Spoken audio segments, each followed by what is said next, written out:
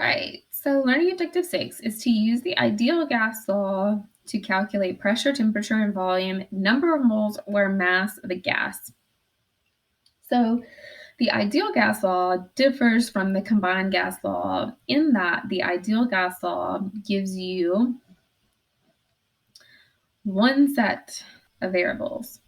So we're given 1, 2, 3 things that we would be given. So it gives 3 givens.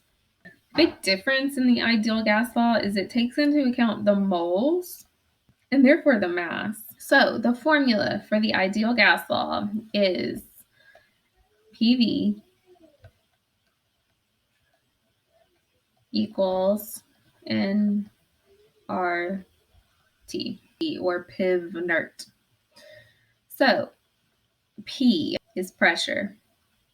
Your pressure either has to be in ATM or kPa. So in order for you to do ideal gas law, you have to have your pressure in either atmospheres or kPa. V is volume. Your volume for PIV nert has to be in liters. Can't do anything else. It's got to be in liters. N is the number of moles of a gas. R is the universal gas constant. You have 2 values for the universal gas constant. It's 0.0821 liters times atmospheres divided by mole Kelvin, or 8.31 joules per mole Kelvin. Now, joules is equal to liters times kPa. So if you are in atmospheres, you're going to use the 0.0821. And if you are in kPa, you are going to use the 8.31 value for R. And then finally, we have temperature. And as with all values for gas laws, temperature must be in Kelvin.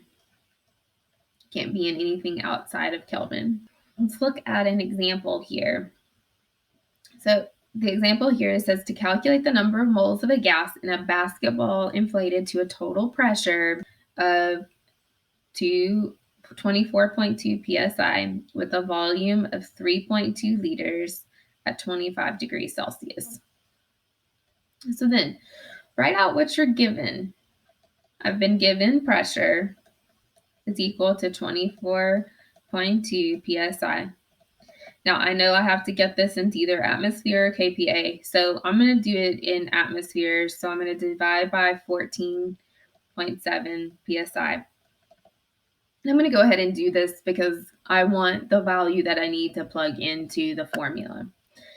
Then I have volume, which is 3.2 liters. I'm in liters. The volume has to be in liters, so I don't have to convert here. And my temperature is 25 degrees Celsius. Well, I have to add 273 to that. So that makes that 298 Kelvin. My unknown, what I'm looking for, is my number of moles, so N. So I have my equation, PV equals nRT. So good practice for this, again, box in what you want to set your equation up for what you want to have. So I know that if I'm boxing in and it stays where it's at, the other things that are around n are going to be divided by, so RT. So I've got PV over RT is equal to N. So then that equals to, I'm plugging in my values here. So 24.2 divided by 14.7. That's equal to, here is 1.65. So all I have to do is plug in my values, right? So I've got 165 atmospheres times 32 divided by 0.0821. So because we're in atmospheres, we want to stay in atmospheres. And then it's also divided by 298. So plugging it into your calculator, so 1.65 times 3.2 divided by 0.0821, also divided by, because it's on the bottom, 298. That is equal to 2.15. So here, Kelvin is canceling here, liters are canceling here, atmospheres are canceling here. We're left in moles. So this whole thing is equal to 0.215.